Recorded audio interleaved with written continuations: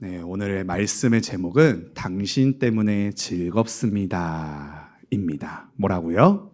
당신 때문에 즐겁습니다. 승우야, 너 때문에 내가 즐거워. 나를 이렇게 멀뚱멀뚱 쳐다보고 있어요. 뭐 어쩌라는 거지? 막 이러면서. 제가 소연이 때문에 즐거워요. 이 말이 담고 있는 의미가 무엇인지를 저희들이 함께 이 시간 좀 나누기를 원합니다. 저희가 계속해서 다루고 있는 웨스트민스터 소요리 문답 내용이 무엇입니까? 지금 계속 1문답을 하고 있어요. 그렇죠? 1문답, 질문이 뭐였는지 혹시 기억나십니까? 사람의 주된 목적은 무엇입니까? 무엇인가요? 라는 질문이었어요. 이 질문은 사람이 태어나고 자라나는 데에 있어서 분명한 목적과 계획이 있다라는 거예요.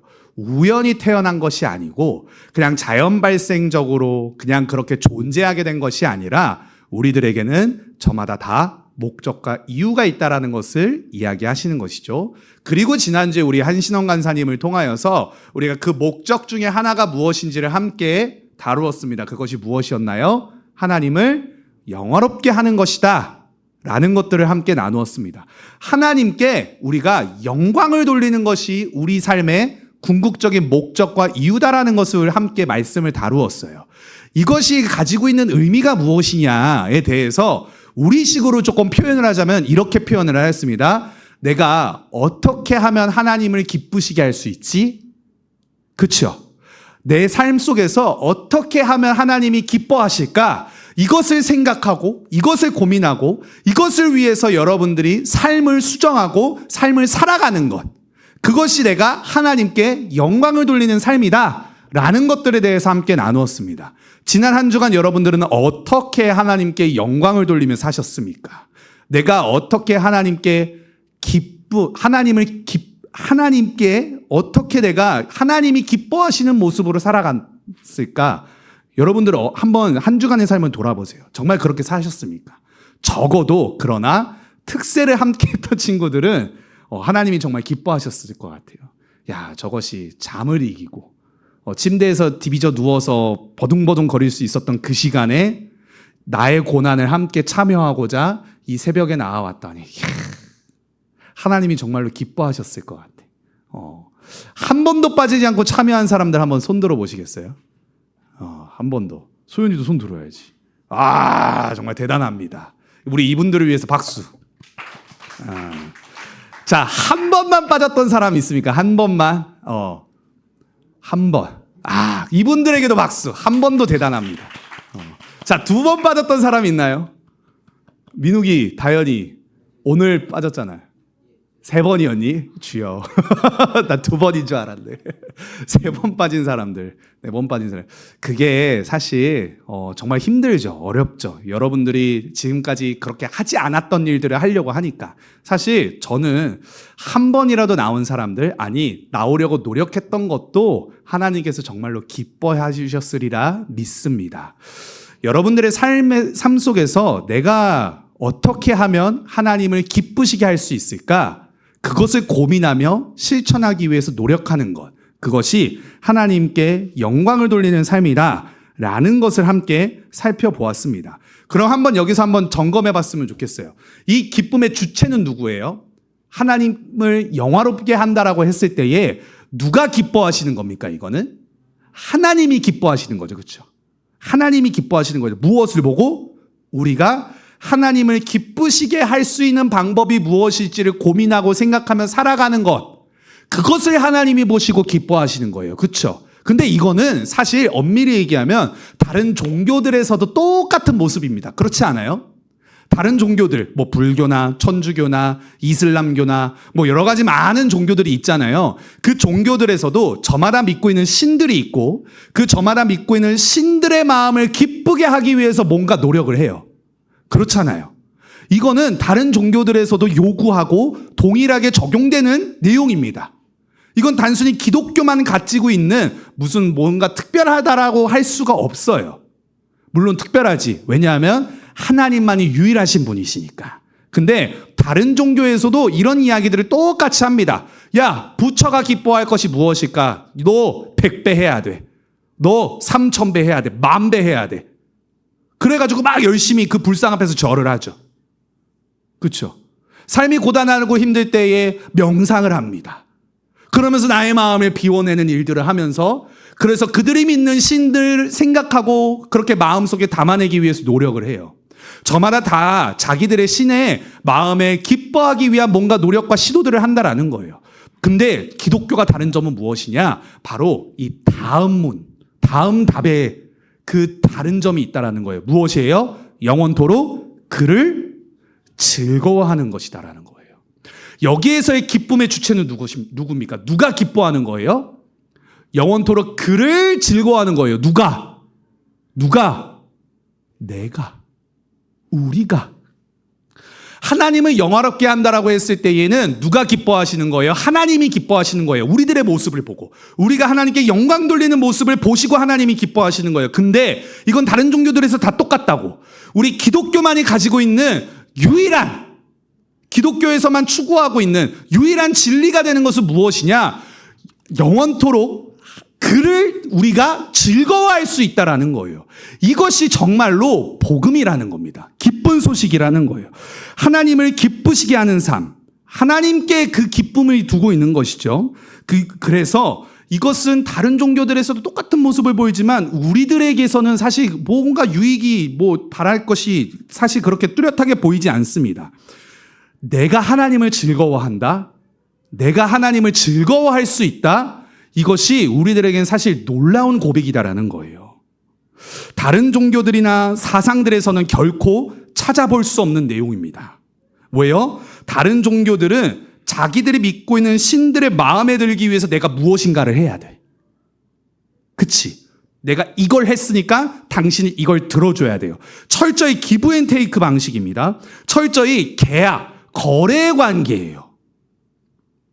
내가 신을 위해서 이걸 하고 있으니 신은 나에게 이것을 줘야 돼. 그러나 기독교에서 믿는 하나님은 우리와의 관계를 설정하시고 우리와 관계를 맺으실 때 결코 그렇게 접근하시고 대하지 않으신다라는 거예요.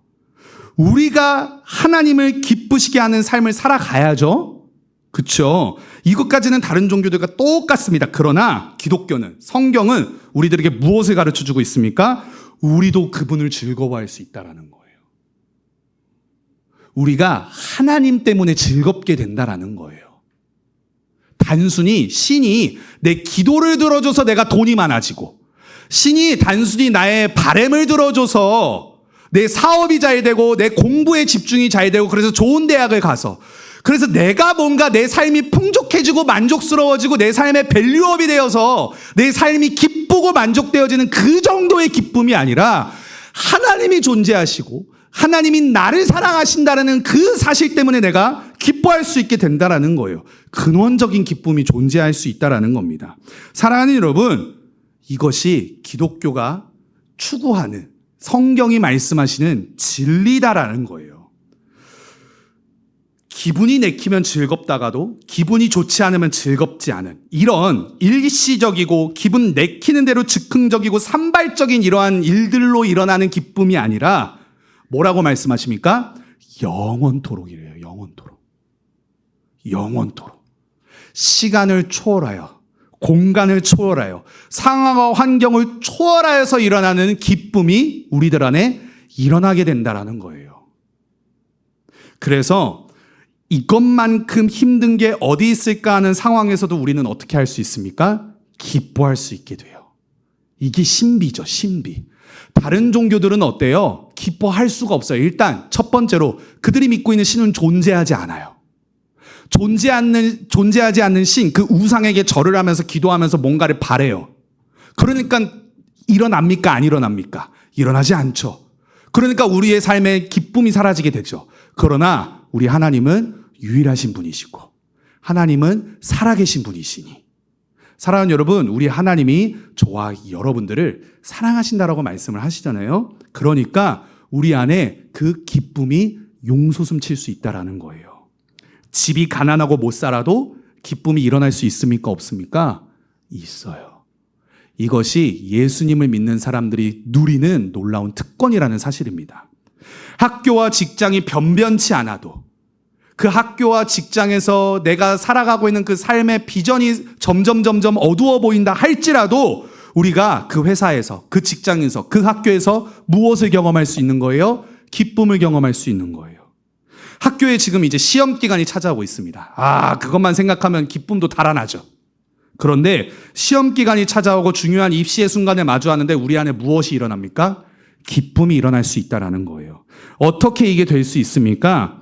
우리 안에 이 하나님을 즐거워할 때 일어나는 그 근원적인 기쁨이 모든 시간과 공간을 초월하여서 영원토록 일어나게 되기 때문에 가능하다라는 사실입니다.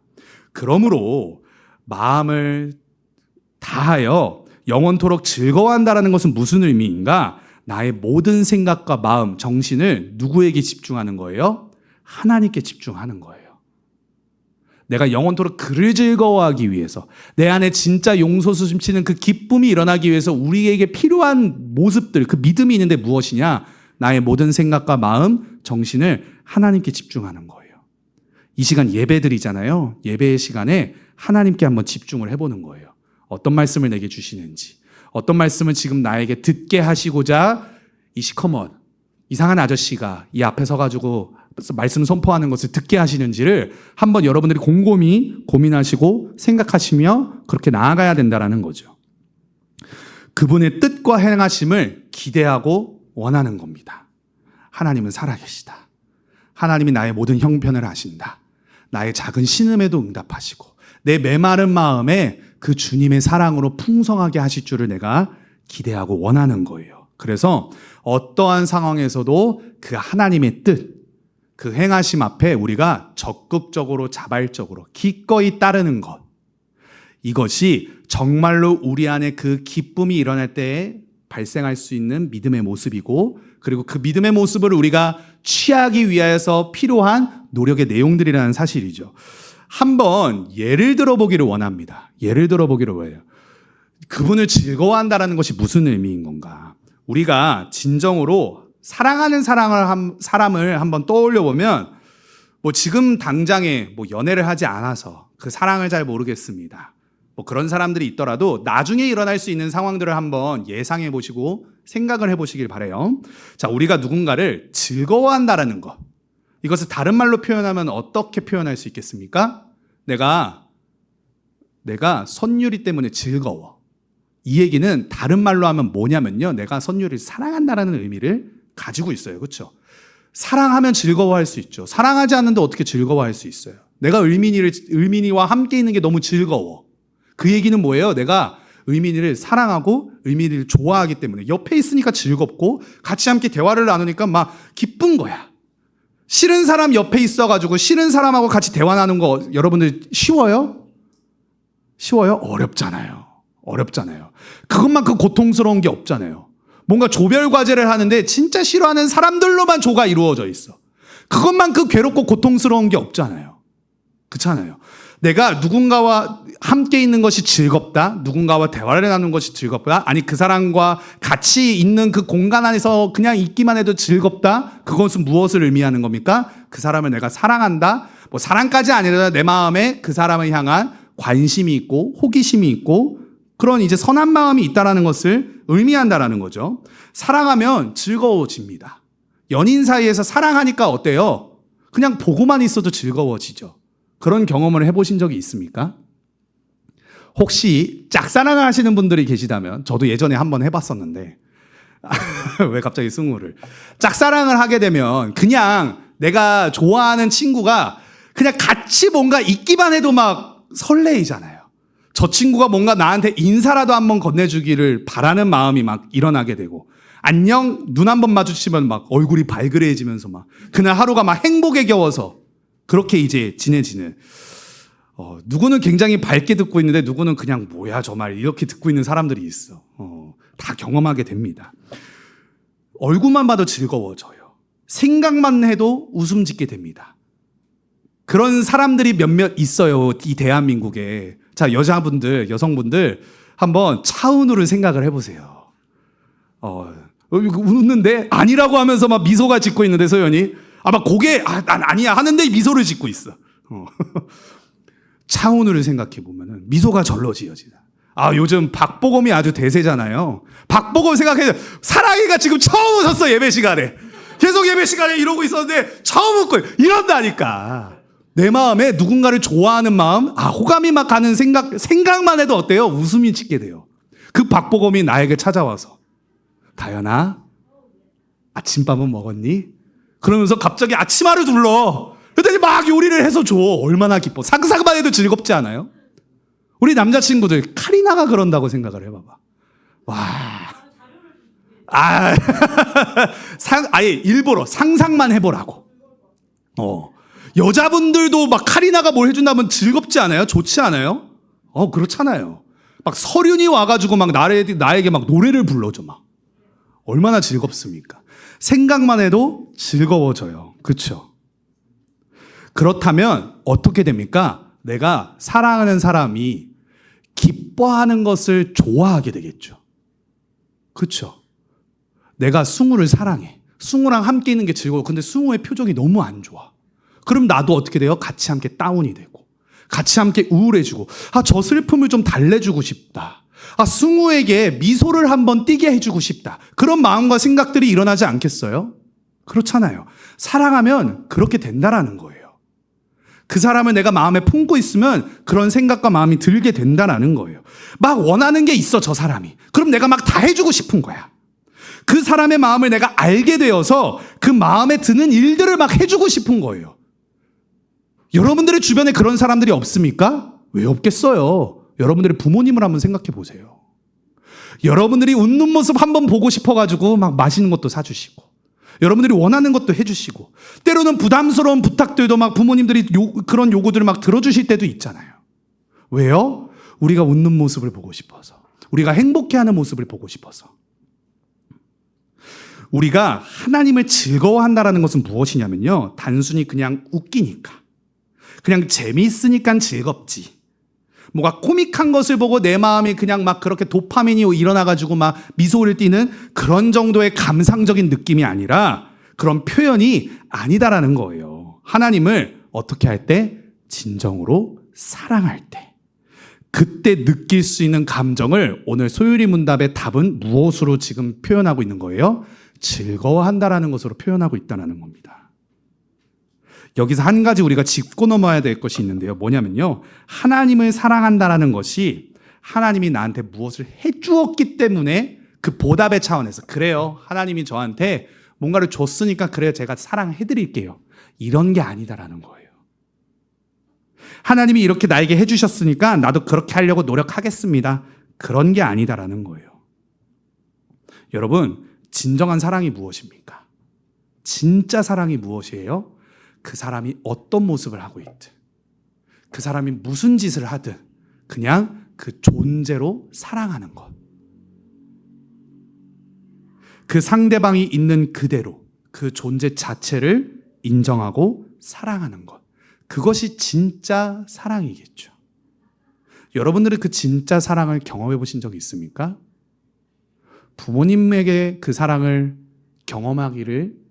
경험했을 것을 저는 믿습니다. 근데 그러지 못한 친구들도 있죠. 너무나도 안타깝죠. 네. 그런 분들에게는 진짜 하나님의 진정한 사랑을 경험하게 되는 그 놀라운 축복을 누릴 수 있게 되기를 바랍니다. 그래서 그 진정한 사랑, 그 사랑이 일어날 때 우리들한테 진짜 그 즐거움이 일어날 수 있다는 거예요.